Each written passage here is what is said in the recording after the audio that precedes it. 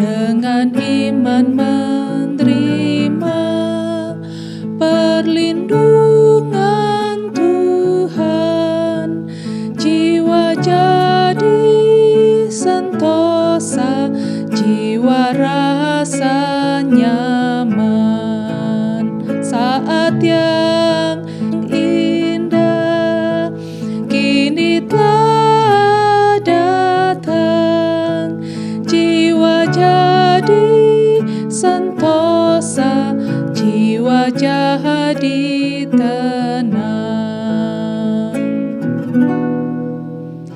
Indah saat berdoa bagi yang beriman, tersedia berkatnya yang dijanjikan.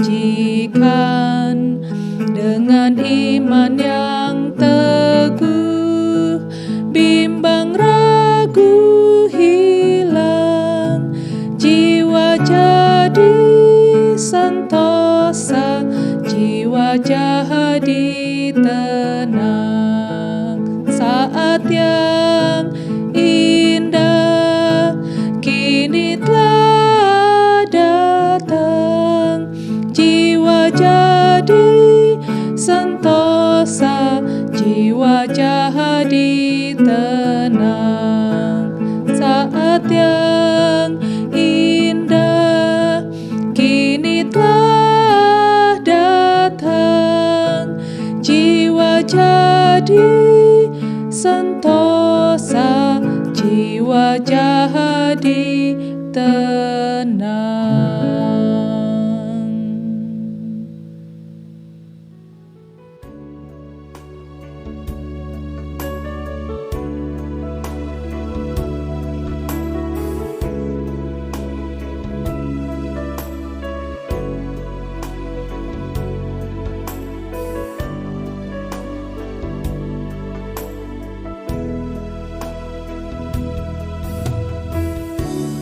Dengan apa ku membalas kasih-Mu yang ku terima dari-Mu. Dengan apa ku membalas cinta-Mu,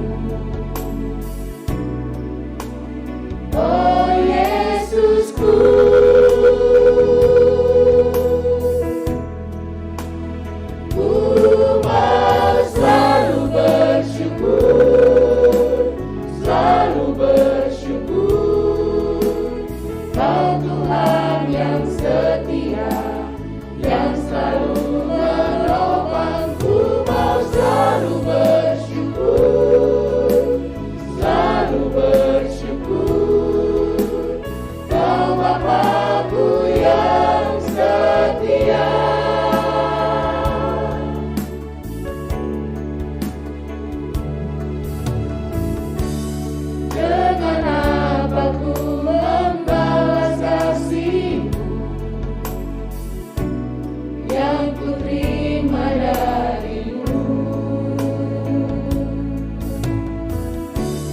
Dengan apa ku membalas cinta-Mu,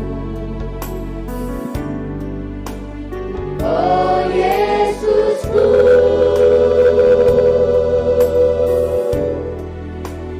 Ku mau selalu bersyukur, selalu bersyukur. Kau Tuhan yang setia, yang selalu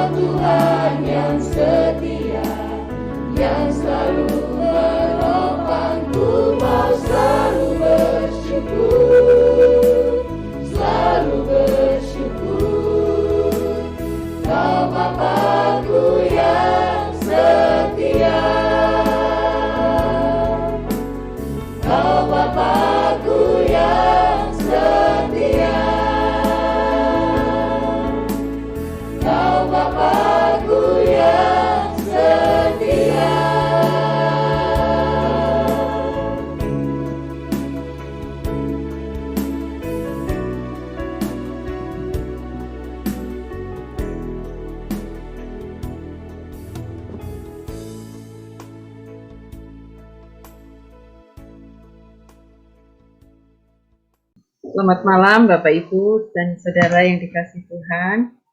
Kita akan mulai merenungkan firman Tuhan dan kita akan berdoa terlebih dahulu. Mari kita berdoa. Bapak yang di surga, terima kasih untuk kemurahan kebaikan Tuhan di dalam hidup kami.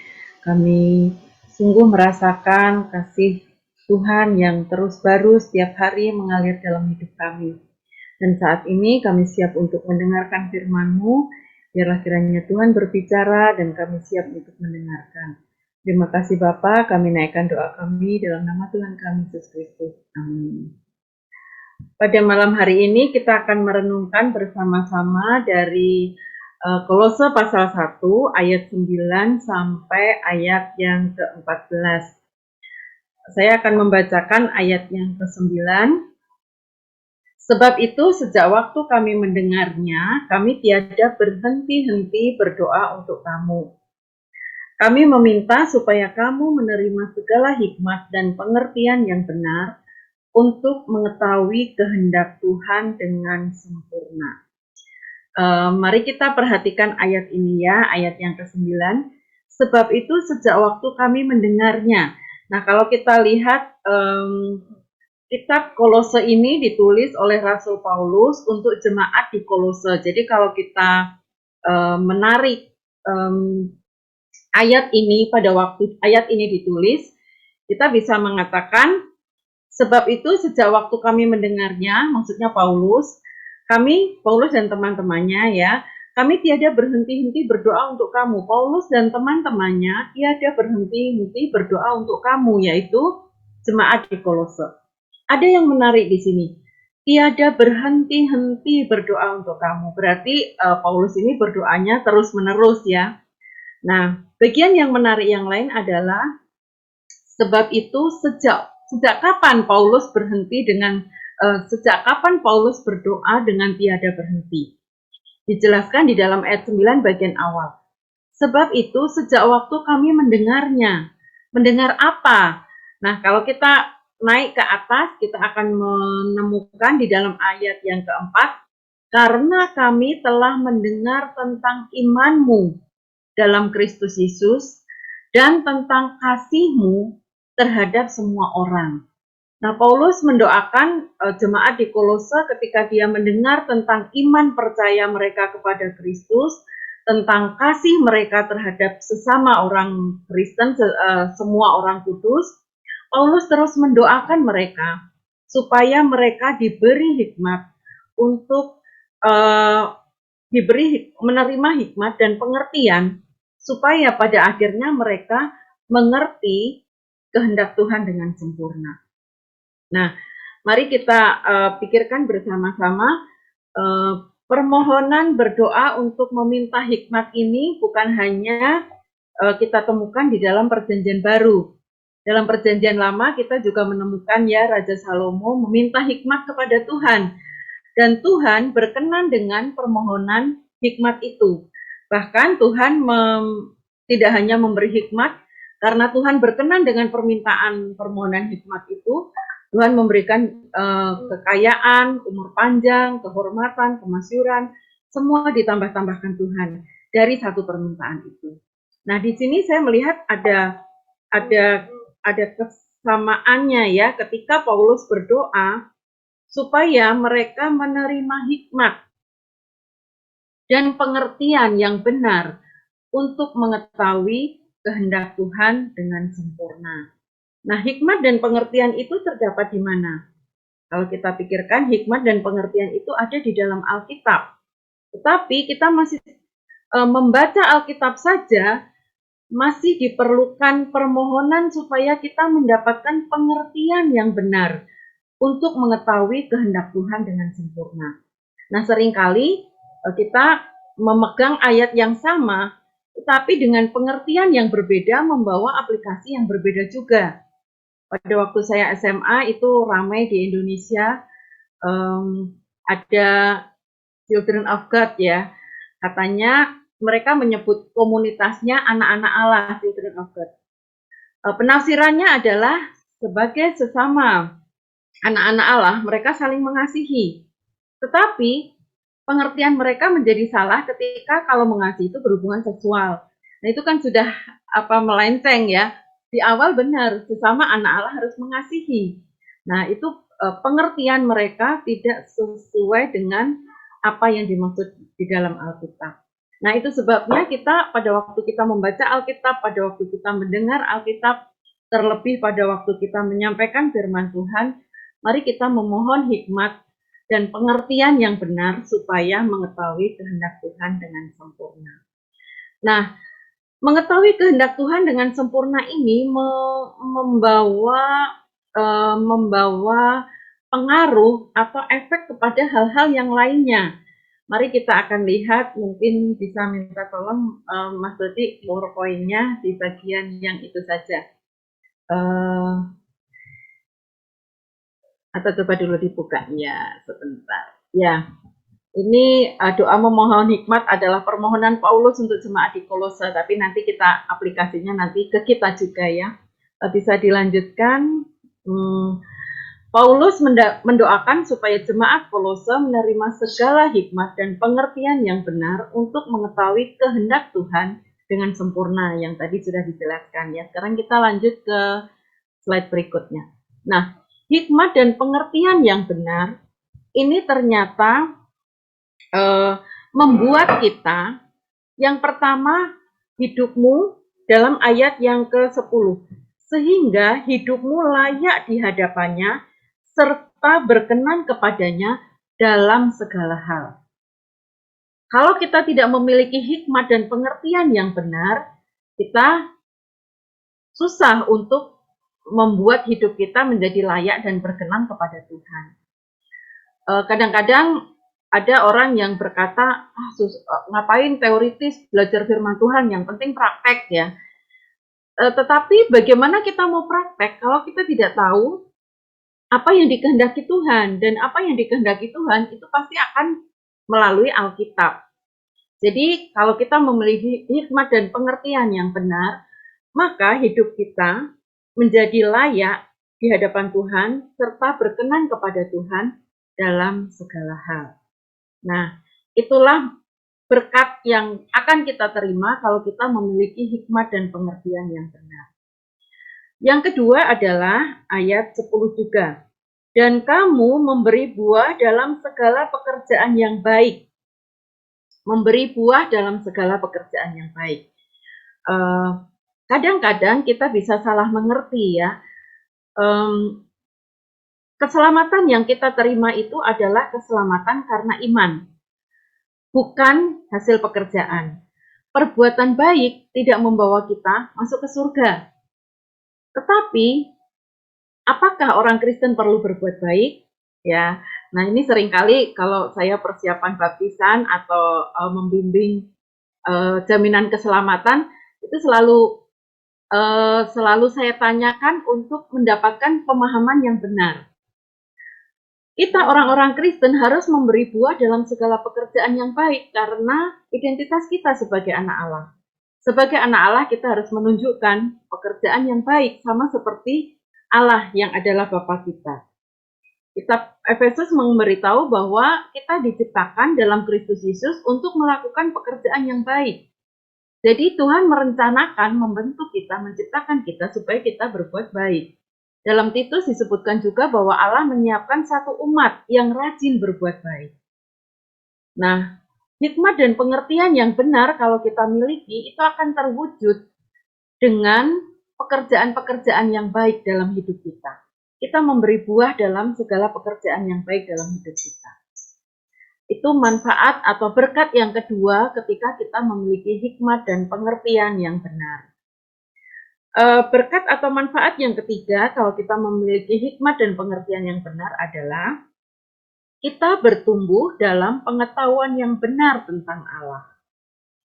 Ketika kita bertumbuh dalam pengetahuan yang benar tentang Allah, maka iman kita akan semakin kuat. Demikian juga dengan pengharapan kita semakin teguh.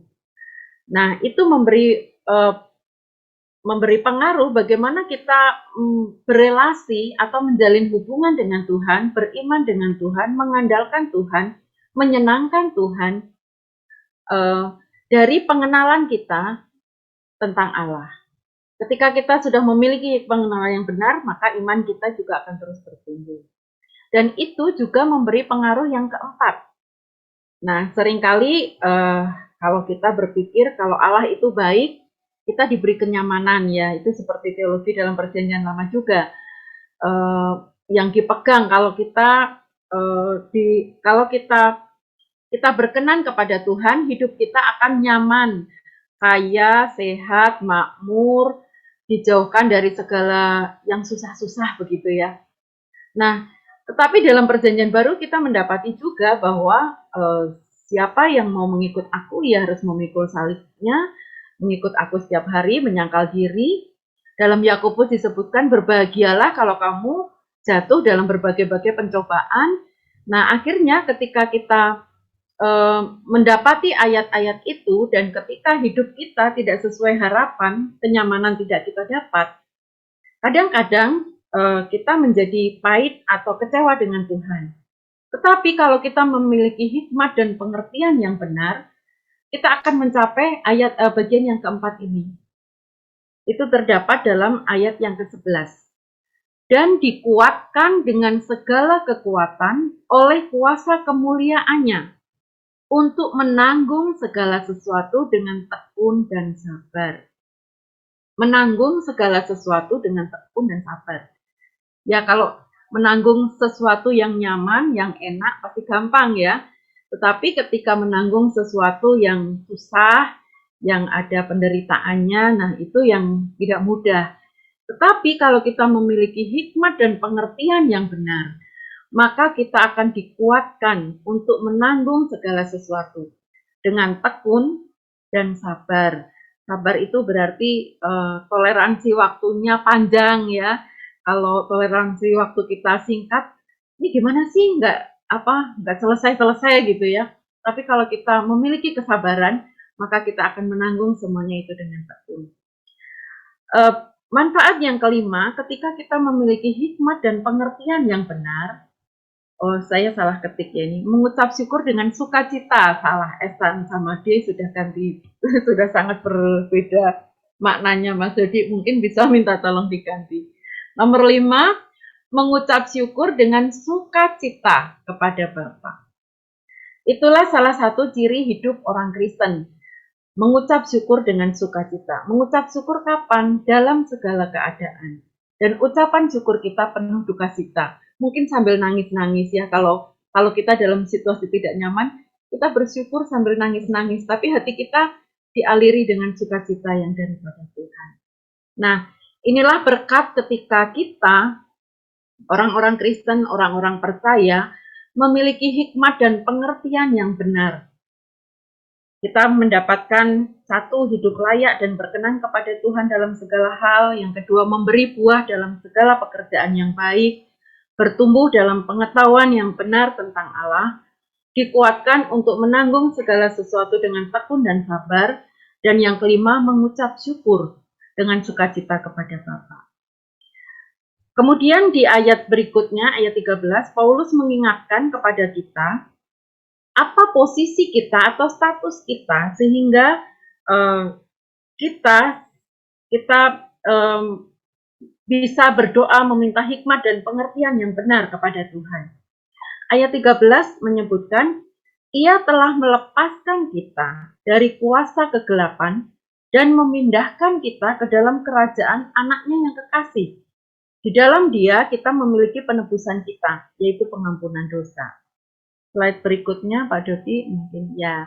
Kalau kita belajar tentang jaminan keselamatan ya, kita belajar dari hal ini, manusia di tebing sebelah kiri yang berada dalam kebinasaan kekal. Allah ada di tebing sebelah kanan yang memiliki hidup yang kekal. Dan ketika kita percaya kepada Tuhan Yesus, Allah sudah menyediakan jalan keselamatan melalui Tuhan Yesus. Dengan kematiannya di atas kayu salib, sehingga ayat 14 menyebutkan bahwa kita telah ditebus, sudah dipindahkan dari tebing sebelah kiri kebinasaan kekal, pindah ke sebelah kanan di mana Allah berada.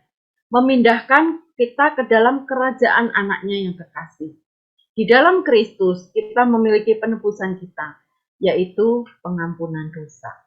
Ketika dosa kita diampuni, hubungan kita dipulihkan dengan Tuhan. Kita memiliki hubungan yang baru, dan disitulah kita terus meminta kepada Tuhan supaya kita diberi hikmat dan pengertian yang benar. Nah, kalau Paulus berdoa untuk jemaat di Kolose ya, orang-orang yang dilayani. Sekarang siapa yang seharusnya berdoa untuk meminta hikmat dan pengertian yang benar? Nah, kalau kita memiliki orang-orang yang kita bimbing, orang-orang yang kita layani, atau saudara-saudara seiman kita mengingat mereka. Mari kita bertindak seperti Rasul Paulus, apalagi kalau kita tahu teman atau saudara kita sedang dalam posisi mengambil keputusan yang besar, yang membutuhkan hikmat yang lebih untuk dapat mengambil keputusan yang benar. Mari kita mendoakan mereka.